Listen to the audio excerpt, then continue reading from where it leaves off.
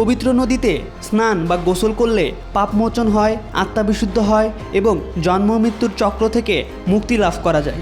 এই বিশ্বাস নিয়েই ভারতের কুম্ভ মেলায় একত্রিত হন কোটি কোটি পুণ্যার্থী। এবারের মেলায় ইতিমধ্যে হাজির হয়েছেন লাখ লাখ মানুষ। আসছেন নাগা সন্ন্যাসী সহ দেশ বিদেশের সাধু সন্তরাও। সোমবার থেকে শুরু হওয়া এই মেলা চলবে পরবর্তী 6 সপ্তাহ পর্যন্ত। ভারতের সবচেয়ে পবিত্র নদী গঙ্গার সঙ্গে যমুনা এবং পৌরাণিক সরস্বতী নদীর সংযোগস্থলে গোসল করার এই উৎসব বহু আগে থেকেই প্রচলিত। হিন্দু ধর্মাবলম্বীরা বিশ্বাস করেন সমুদ্র মন্থনের ফলে সৃষ্ট এক কুম্ভ বা পেয়ালা অমৃতের জন্য দেবতা ও অসুরেরা লড়াই করেছিলেন এখানে। যুদ্ধের সময় কুম্ভ থেকে অমৃতের কিছু ফোঁটা পড়ে প্রয়াগরাজ, হরিদ্বার, উজ্জয়িন ও নাসিক শহরে। পুরাণ অনুসারে দেবতা ও অসুরের মাঝে এই যুদ্ধটি চলেছিল 12 স্বর্গীয় বছর ধরে।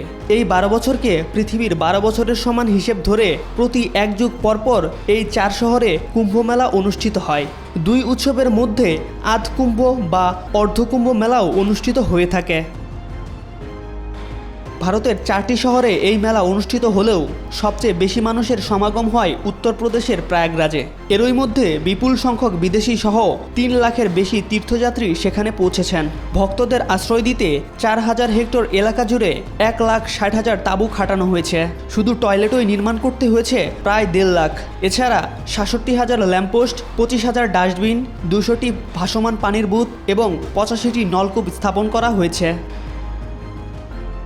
ভারত সরকার জানিয়েছে তারা উৎসবটি আয়োজনের জন্য 7,000 কোটি রুপি ব্যয় করেছে।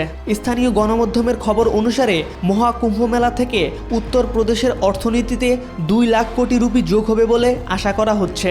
বিশ্বের সবচেয়ে বড় জনসমাগম হিসেবে খ্যাত এই মেলা ইউনেস্কোর মানবতার অমূর্ত ঐতিহ্য হিসেবে স্বীকৃতি পেয়েছে। MR আকাশ, আজকাল।